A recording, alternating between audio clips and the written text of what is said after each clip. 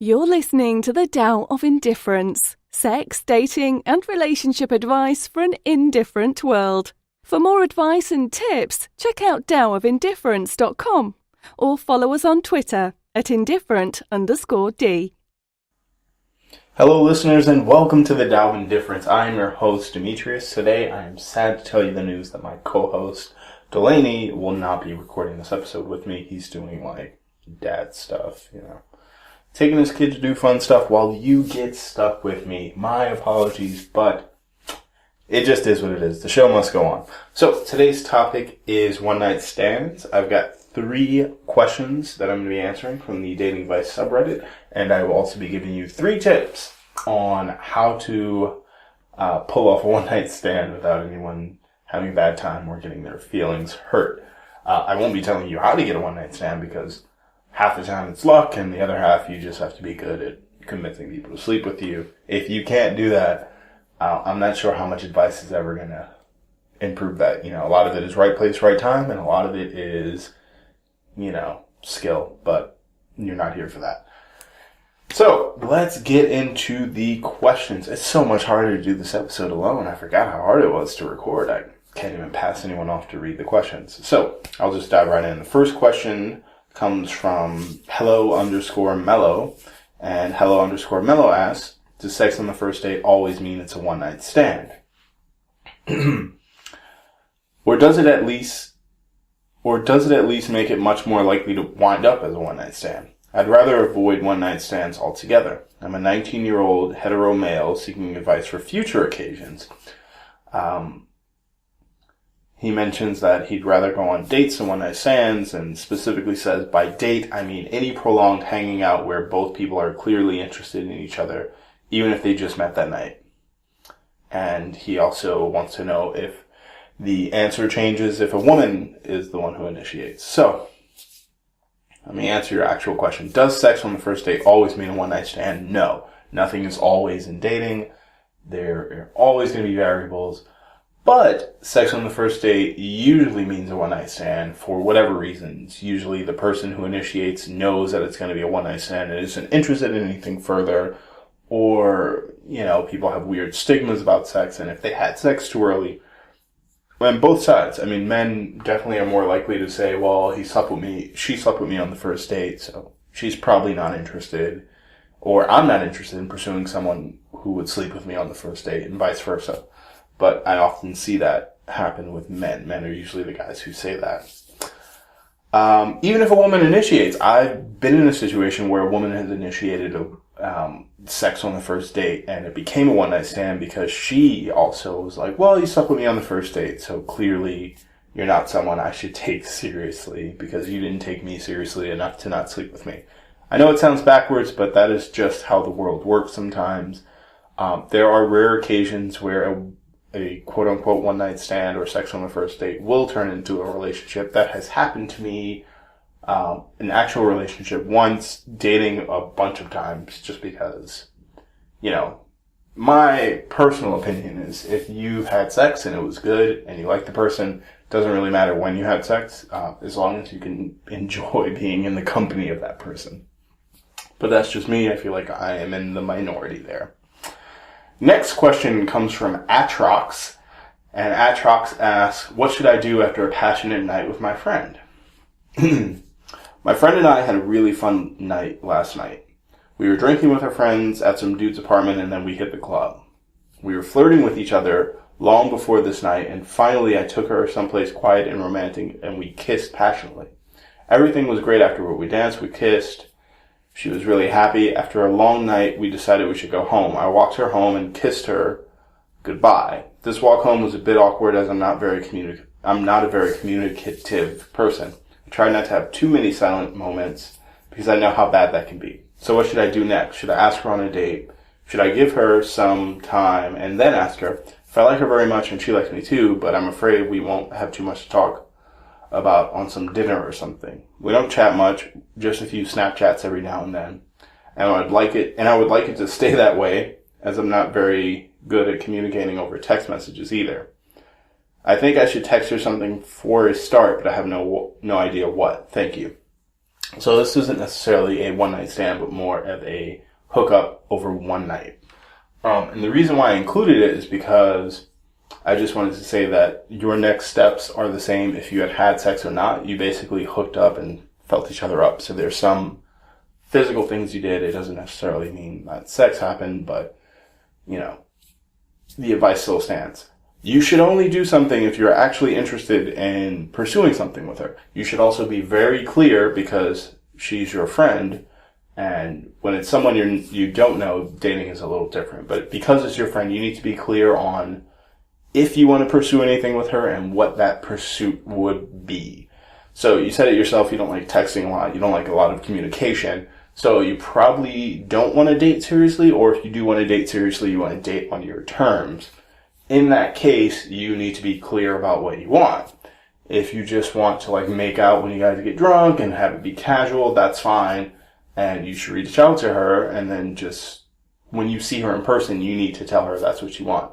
Whatever it is that you want with this girl, who's your friend, you should be upfront and honest and let her know that you're being as upfront and honest as possible, because you don't want to lose her because things get awkward, or you're not looking for a relationship, you're looking for this, so you just want to be upfront so she can choose, etc. Just be honest about what you want and go from there. You don't have to text her if you don't want to ever hook. Well, you should text her because she's your friend, but you don't really owe her too much other than, hey, I had a really good time. But if you want to move forward with whatever you want it to be, you should just let her know. All right, next and last question. Klaus Fenrir asks, I'm incapable of having sex on the first date or having one-night stands. Honestly, is this an issue on modern dating culture? Ah, boy. All right, let me read the question. I'm always hesitant to answer these questions because folks like this are making a very huge generality. I mean, how many millions of people are modern daters? And to just say that's one big thing or not one big thing, he's thinking about it wrong, but moving on. Klaus Fenrir says, I have nothing against sex on the first date or one-night stands. It's just not my thing at all. In the same way, some people don't like eating spicy food or going on roller coasters.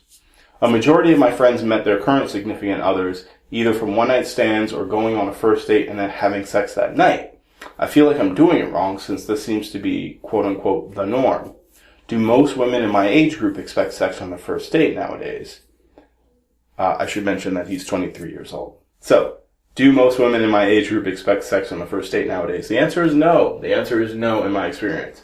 The answer was no 7 years ago when I was 23. And the answer is still no to this day. Most people don't expect sex on the first date. Most people expect sex within the 3 dates. That 3-date rule is still the king when it comes to dating and sex rules.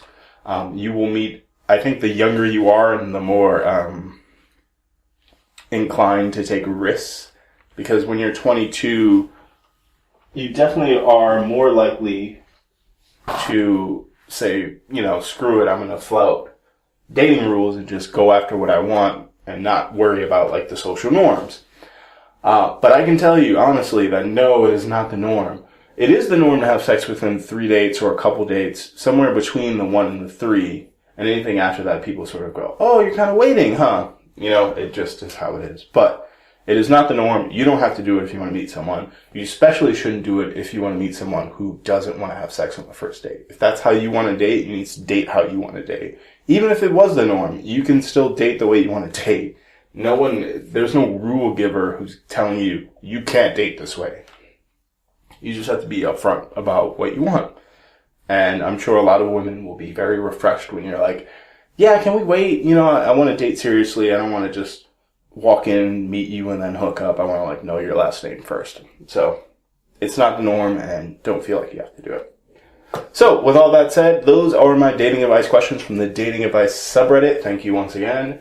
Dating Advice subreddit, your lack of knowledge has helped me create many, many episodes, and for that, I thank you wholeheartedly. So, on to my tips for for one-night stands. So I answered 3 dating advice questions related to one-night stands and hooking up on the first night. So now I'll give you 3 tips for what you should do if you're planning to have a one-night stand. So the first one is all about how far ahead you planned it.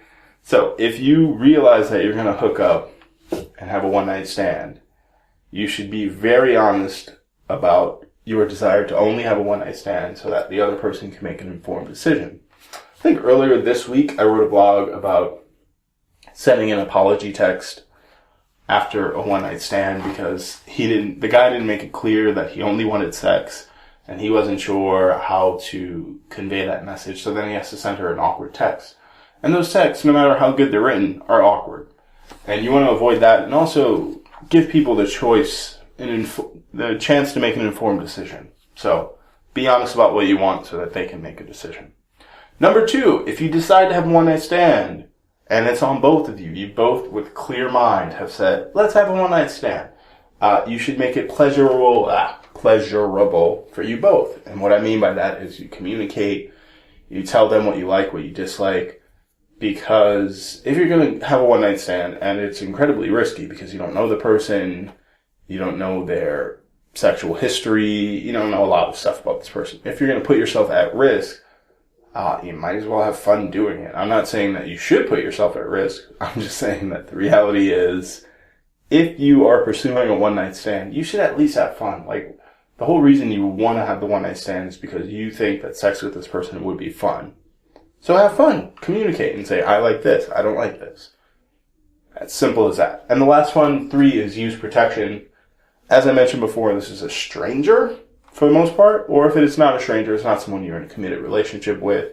I'm not saying that committed relationships, you can't pass an STD or STI between you two. But you're more likely to get one from a stranger than from your partner. So in that case, use protection. You also don't want an unwanted pregnancy because that would not be the best thing. If you're looking for one-night stands, I don't think you're looking for pregnancy too. Just a wild guess.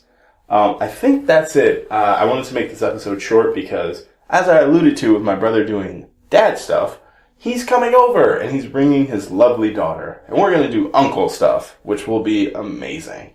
I must say that I'm recording this the day before Father's Day, but I'm going to upload it today because I'm just that industrious. And I just want to wish everyone a happy Father's Day. And that's it. Good luck out there. Bye. Thank you for listening to this episode of the Tao of Indifference podcast. If you liked this episode and want more sex, dating, and relationship advice, subscribe to the Tao of Indifference on iTunes or Stitcher. Follow us on Twitter at indifferent_D and check out the blog at taoofindifference.com for more sex, dating, and relationship advice. Thank you for listening and good luck out there.